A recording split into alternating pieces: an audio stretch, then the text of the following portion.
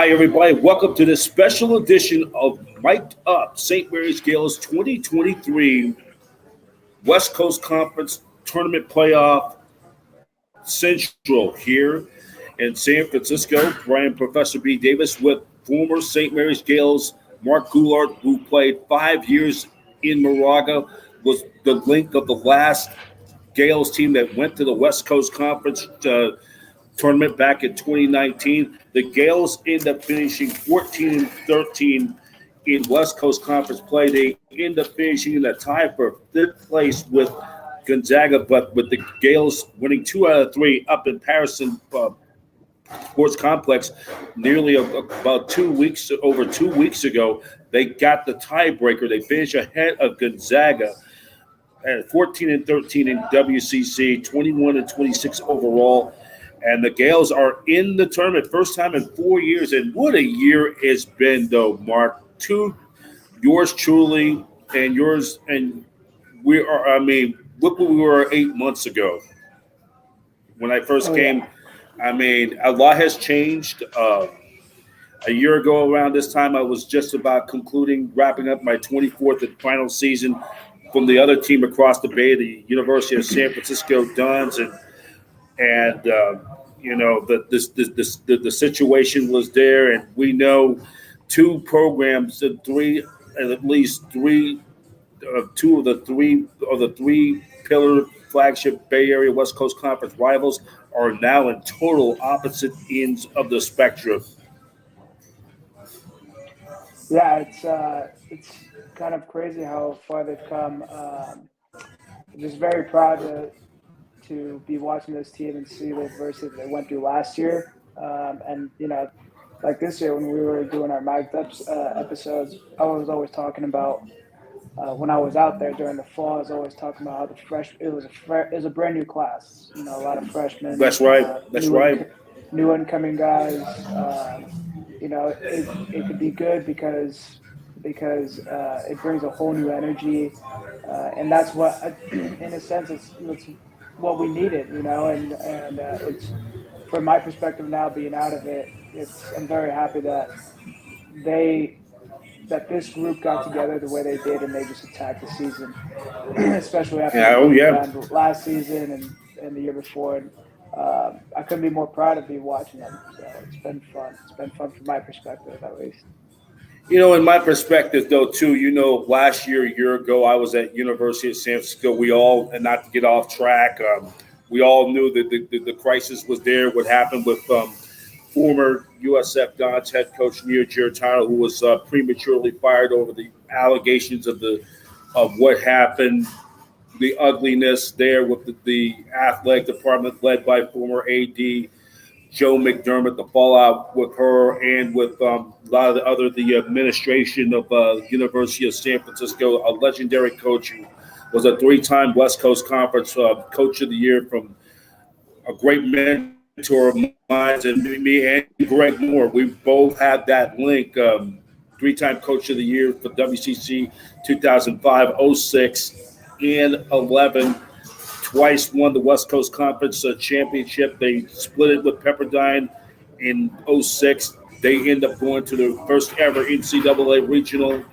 And Pepperdine hosted, and San Diego got into the tournament field that year. That they end up sweeping a big non-conference series against the defending national champion Texas Longhorns team that won the College World Series, led by the legendary head coach, the late Augie Garrido, who coached all of those Cal State Fullerton teams in the 80s and 90s. I got a chance to meet Augie Garrido, got a ball signed by him at this dinner back, I think about almost 8 years ago in the fall of 2015. Great, distinguished head coach. He passed away a few years back. He will definitely be missed. He was one of the key pillars of Division I college baseball. But a lot has happened over the last year. I was concluding my 24th and final season on the Hilltop, and a lot has changed. Coming on board to hit the reset button last fall, meeting you for the first time and reunite with Greg Moore. This was the place I had pretty much said I wanted to go after the season had concluded. And the players yourself, you uh, dripping into the lifestyle of Moraga, different than San Francisco. It's kind of like a quiet town, like a silent B movie. It's totally different though, versus up at the hilltop. That's what makes it beautiful. There, I know that's what Coach Moore would always talk about is small town baseball with or no small town Small values, town baseball, small town small values. town values with big time baseball, and Uh, it's great because that guy's a coach. He's stuck on his path. He's had his mission. He's stayed at St. Mary's. He's just been grinding it out, and you could see how when guys buy in, you see what happens, and because Coach Moore, it's more of an advanced way of thinking. It's more of a grown up, very mature. You come in as a freshman, as an 18-year-old, and you get just thrown around with terms and phrases that you don't know what they mean at all, and you're making jokes about them. But then you grow up a year or two later, or a couple years later, maybe some guys still don't get it, but you're like, wow, that really has an effect on my life after baseball. And if I paid attention to it while I was playing the game, it could have really affected me in a positive way as a player. Um, so now you have the guys that have been with him for years that are understanding that, and they're a smart group of guys, and those are guys Very. who he recruits. And now the freshmen that come in, they're surrounded not only by Coach Moore, but a whole group of older guys that embody those values. So it's easy when you have everybody on the same page, especially the older guys that lead the way. Those guys are teaching young guys how to be a great ball player, how to grind hard, but also how to do the right things on the field. And they correlate. It's like karma, right? You go outside the field, you're a good person. You come on, you come inside the field, you play hard, and you're getting better in each aspect of your life. You're getting better as a baseball player, you're getting better as a person, and there's no really downtime for you to slack. No, So no, no, no, no. you're only I going to become a think better right. human in general, and you bring that back into team culture. Everybody's doing that, walking in. It's no surprise that they're in Vegas right now, competing for that spot. And it's funny because you look at, like I said, the two contrasts of what I mean. You look where we are then and where we are now. You look at the baseball things. The Gaels finishing a game up. I got some statistical stats from last year. The Dons ended up when I was there in that truncated year because after when Coach got fired, I took that time off and just was on a shutdown mode. I did come back for senior day and then did my final recap podcast with former Don's pitching coach and interim head coach Matt Kempelcher and Alan Smoot, just chronicalizing my time, the quarter century on the hilltop, and which, by the way, congratulations to both of them. The San Jose State Spartans win their first ever Mountain West Conference, their first regular season title outright, and they're in the Mountain West Conference tournament. I got a chance to talk with Kaplinger the other night. Uh, Look at last year. The Dons finished 14-13. They were finished 5 games ahead of the Gaels. Or if the Gaels finished 5 games back this year, it's 1 game. It was a 5 game swing last year, and this year the Gaels finished 6 games up on the Dons.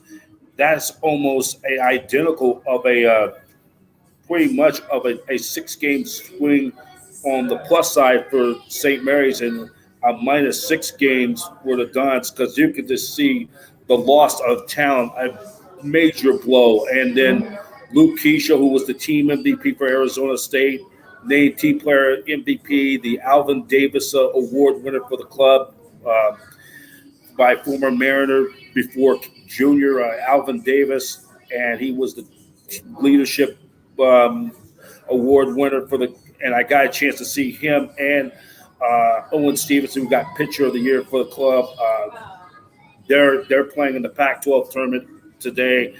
It was great to see those guys when I went down to spring training back in 2 months ago in mid March though, And it's a contrast of where all the ex-Dons, including yours truly, and where there are then and where we are now. And the loss, I mean, the parity of the West Coast Conference has shifted dramatically.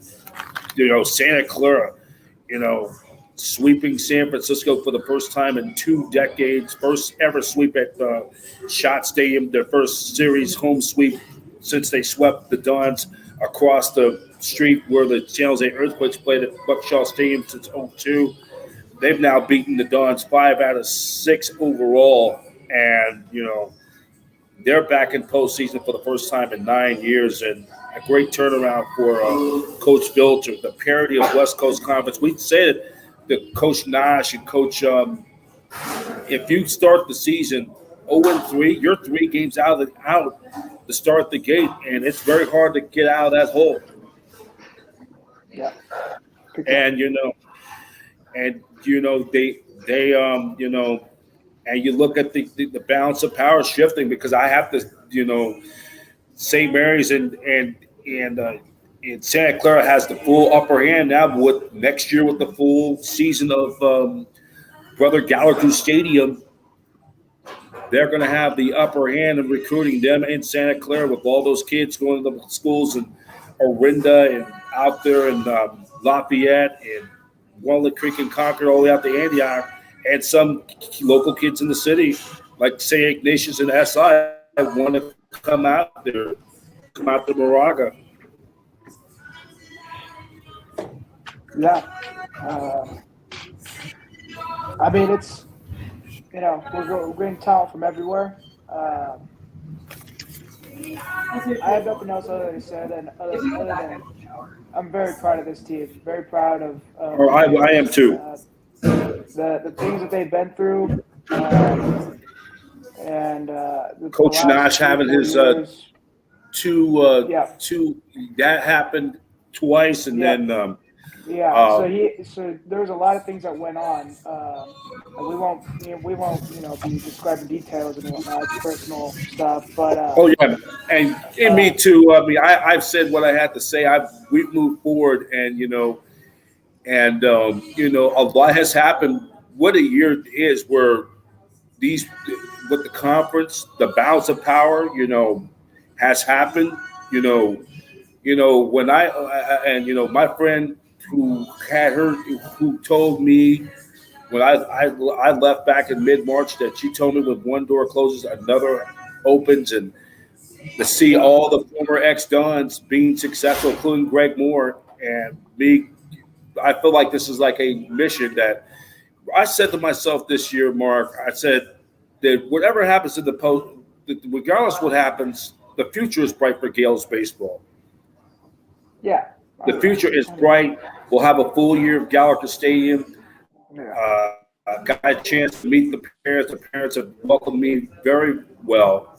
I got a chance to do some stuff with Billy Ralston. Bob is a phenomenal baseball man. All we talk about is the art of the infield, and get a chance to interview the Dalton Mayshore, the son of former Oakland A, Damon Mayshore. Got a chance to meet the parents, and this was a year. Is just going from the transitioning from one spot to a new spot, and because I told Greg that, hey, I'd love to come over here for next year. He said B, you're welcome to come over here. I never forget that. I went into the players. I know if it was Torek or one of those guys. When I came there back in late August, early September, I said, "Where's Greg Moore at?" And they said, "You're looking for Greg Moore?" I said, "Yeah." I said, "Nice G caps." I said, and I told him, "I'm going to be your new team reporter for 2023." And the stadium was getting built, and you introduced me to Gonzo. Gonzo knew me for all my days at USF. It was just like, this is like a spinoff. Oh yeah, this is like a spinoff. Similar, The difference is in Moraga, you can wear shorts all day, but when I get back to the city at night, I got to get the pants and the jacket because it cools down here in the city. Big time. Yeah. So let's get into the WCC conference tournament. You know it. You've been there for 6 years, so at least 2 of those 3 years it involved you, right? You was in the 2 of the WCC tournaments when you were there. No, I was in one. I was in my sophomore year. My freshman year, we didn't make it. We had to sweep LMU. That was my redshirt year, so I wasn't there. Or had to win We one, had to had to sweep win one LMU. of three. I remember We very had to, we well. had to win one of three, and we got swept. The next year, That's we ended up going. We ended up playing LMU in the final championship, and we lost. I think we went in and we had to win 2 games outright to win the beat conference. They only had twice. to win one, so we would have had to play doubleheader, and we lost the first one. So we were out, but made it to the championship game. That one Twice in still four hurts, honestly, years. because you don't forget stuff like that. That's No, a that's the lot of that's a lot finality. of it's a lot of the guys' last game. Last game ever, and I remember. It's funny. I just saw a couple guys last night that I played with on that field that day, and the last time I played with them, and that was their very last game. The finality of the And it whole thing was when your season yeah, gets to this, we always talk about the finality. The finality, it's a terrible thing when you lose because you go home the next day with that empty feeling, and it's no coming into practice the next day. You have to go to your meetings and check you know out, what though, clean out. out of 300 teams, one makes it. So if you could go and just put your head down for as long as you can, and just go hammer that baseball, go and focus.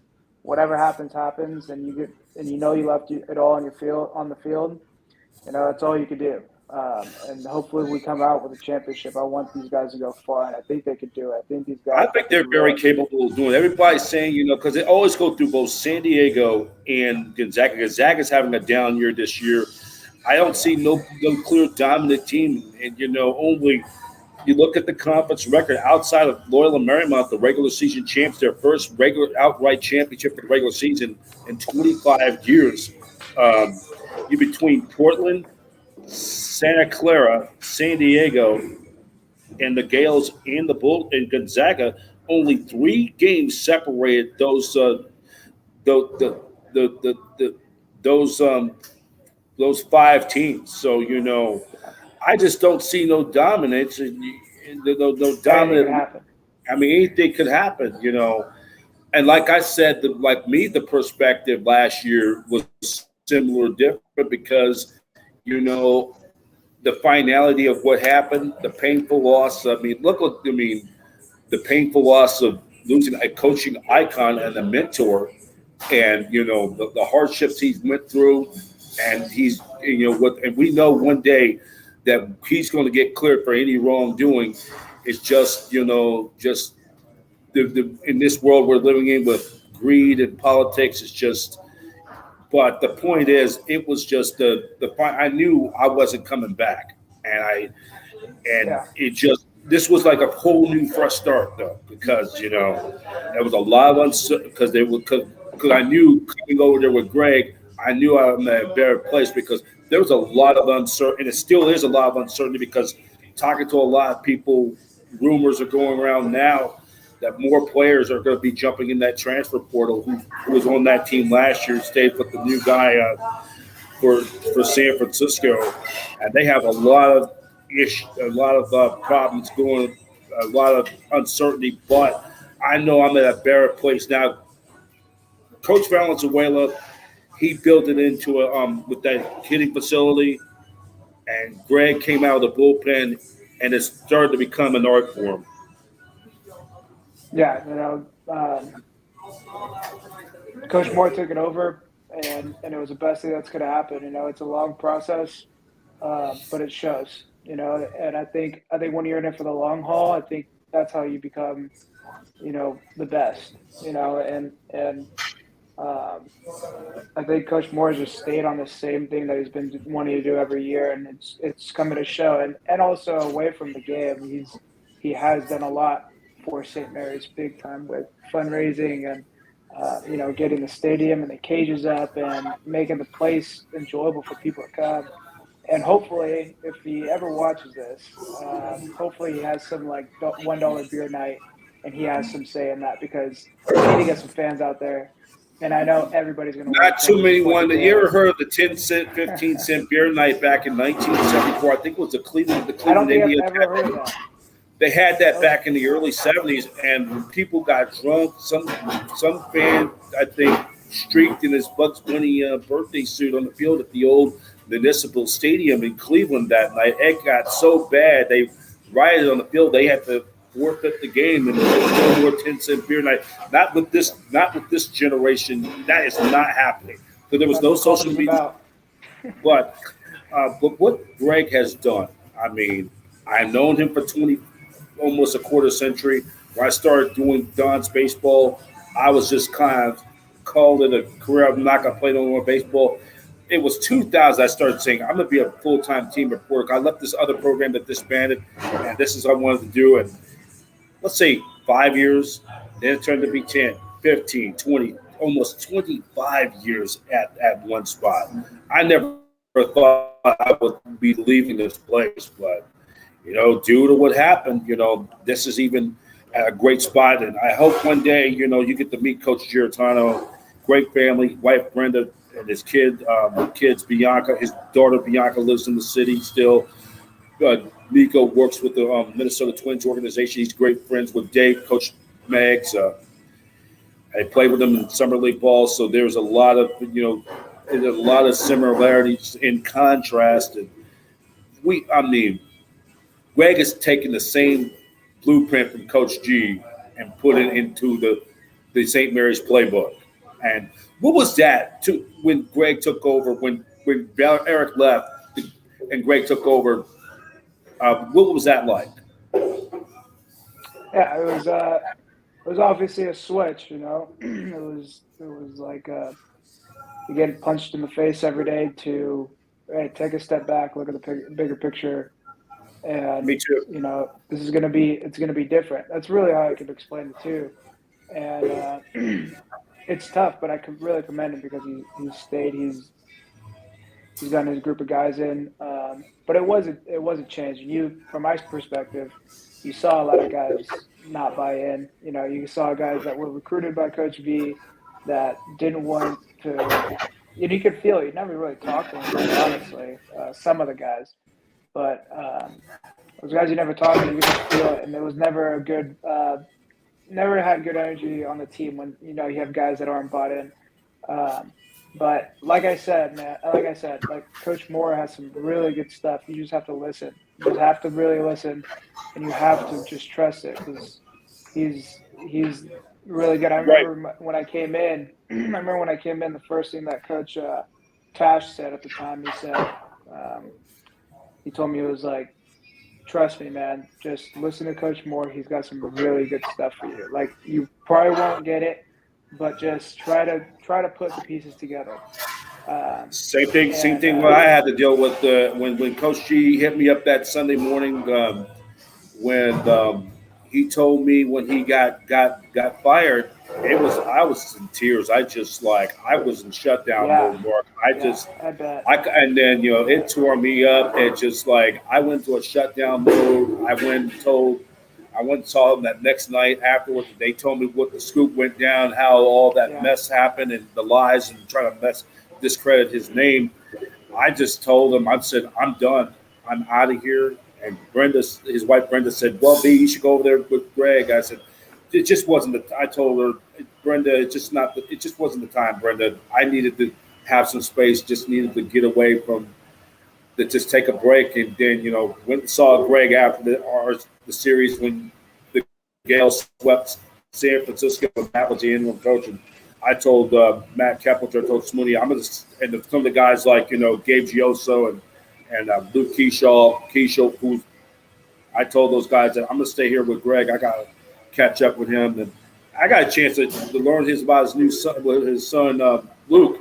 I mean, he's like little Nico when he was younger. So it's like, I know it's a little different because like with Coach G and his wife Brenda, their kids are grown. But with Greg and Taryn, with their two boys, Luke and James, I call him Little Jimmy, it's a little different because being a parent and you're picking your kids up from school or watching baseball games, comparing to what Coach G and his wife Brenda and their kids are grown. Nico living in Florida near Miami, working for the Twins, and while his daughter Bianca still lives here in the city, it's two different contrasts, two different ball games. So I'm learning to adjust more with Greg because when we had our practices with Coach G, we end like around 5 o'clock. When Greg ends at 4 o'clock, it's like I have to go in that 2 minute no huddle offense because he got to pick up the boys up, and you have that very short window. So I'm learning more this year when we do like weekly previews. I kind of do more like an audio version because we can do it in the car. When with Coach G, you could just do the video and let me use his office and everything. But it was just learning, just in for the staff, the staff of the TV crew. It was all different. I mean, Tim Fitzgerald, the girl Emily, they did a phenomenal job under high circumstances with their doing the games with under for all year long. And I knew this was not going to be a overnight thing. It was going to be a process. It was like breaking a brand new baseball glove, learning the nuances of Gaels' life. And you gave me that nice tour, and the soda center, and hey, not bad to have a nice podcast in that room over there at school. Just I usually when I'm doing the game days, I'll just watch the games on my laptop, just keep score, keep notes. And then after I do pregame with Greg. Then I go into that office. It's quiet. I can just super focus in. Yeah, no, it's a nice campus. Great campus. You can do work anywhere. Yeah, it's just So, but let's get. I mean, this is only just the fourth time. I think it's the fourth time. You guys went 3 times in 16, 17, and 19. You guys were swept out in 2018. We got in. It was a 3-way tie for the last spot. We had the 3rd place spot, but because LMU swept us, they jumped the 3. Got the final spot. Leapfrog from 5th to all the way to 3. We dropped the 4th, and the Gaels lost both tiebreakers, so we ended up getting in. We got 2. We St. Mary's now. That's us. No more, that's what when I was with you. I said I apologize. We as Gaels. Yeah. You got to have that good juju going in. The Dons are not in the tournament this year. It doesn't matter. It's a game. Well, this was 5 years ago. Could have that, Yeah. I love it. It's brand new times. Hopefully, the Dons are back in it 5 years later from here, and the games keep going. So, that's but I'm just when I was there. That's what I mean. When I was there, we ended up getting that last. Well, the Dons got the final spot. We were done. Lose to Pepperdine and LMU. That was that. But then you guys got back in there in 19, and the series. I remember Jack Winkler's walk-off double, and I went off the record book and told Eric Valenzuela, which I'm wearing his old jersey, by the way. Oh, yeah. I told him, hey, E, you guys are going to bounce back for this. You guys are going to be at the end. They end up getting in, and you guys, with the Gaels end up losing to LMU, to LMU in the championship final, and we couldn't. The Gaels, when I was there with the Dons, couldn't win 2 out of 3 at home, and that was the way it went. But let's now get into the depth for the preview of this WCC tournament. The awards are still coming in for the Gaels. Christian Almanza was co-winner of the 2023 WCC Player of the Year. He 12 home runs, had 15 overall, batted .320, .423 on base percent, .709 slugging, and and then Connor Lynchy had made first team, and then Torek and Sanders both got honorable mention. The all freshman was by Jared Minham, had 14 stolen bases, and it was a great. So and then Derek Inquito gets a first team nod, despite his shortened season, though. Yeah. No, those guys really balled out. It shows. like I said, I didn't play with Jared, but I know the guy from working with the team a little bit. The guy just gets after it. He just puts his head down and goes to work. That's all you want to. That's all you want out of a freshman. A guy that just doesn't get rattled. That just really doesn't care. Yeah. So yeah, I mean, this is it would be something I said, regardless what happens this year, I'm just enjoying it. This is a whole new game, learning more about the St. Mary's lifestyle. I'm just like, big time. Do a combination of perspective where we were both a year ago, and where little because you got more historical, more of a perspective where you guys were in 2019 in the championship final, and now it's 4 years later. A lot has happened with COVID, and the restrictions are now way past. And now this is going to be a good one. To beat San Diego, that would be awesome. To get into that semifinal double elimination, because anything could happen in college baseball with the parity, 11.8 scholarships. You just don't know what's going to happen though in a short series. Big time. We're excited. I'm excited to watch it. So, thanks for having me on, B. I really appreciate it, and we'll catch up after the games this weekend. Yeah, that's right. I mean, just got to get that one game. And this is my first. This is a historical moment. This is my first ever team reporter doing the first ever WCC. This is like my 6th overall. Wow. This is my 6th because with USF they went 06, 11, and 13. They got in that large bid. 18 they went to the WCC tournament. Last year they went, so that's 5. This is my first with the Gaels, so that's nice. The first one you never. So I'm more like a veteran guy. Yeah. The veteran and teaching the nuances for the new players. But I really like this team this year, and they really, Greg and for Billy, and also special shout out to they're like almost like Charlie's Angels, Cassidy, the Flying Squirrel, our team operations. She's the best in the business, grinding all around, flying around She kind of got that Willie Mays playing in the outfield, and then our trainers, Rihanna, they've been working getting the players in, grinding all year long. I mean, it's just it was a great. Great. This is like, and my first ever trip to postseason. Hopefully, we win this, get out of this as the champions of the WCC, and go to a regional. And if I like to see us maybe play Stanford for a regional down at Palo Alto. Oh yeah, that'll be good. Yeah, let me let you go though. I'm just to remind all the viewers. The Gaels will take on the defending WCC champion San Diego Toreros. That will be coming up. The second game, 7:20 is the first pitch. We'll get it on WCC Network. We'll give you the coverage. Hopefully, we'll try to do Greg Moore's pregame show, pre-recorded. We will hopefully try to get that. It's a 7:20 first pitch. We're going to look at around 7:05 for the pregame if Greg is available, or I'll do it. And latest news on Gaels athletics and so much more, go to smcgales.com and wccsports.com, home of WCC baseball tournament in Las Vegas. That's it for now. Brian Professor B. Davis with the G-Man, Marc Goulart.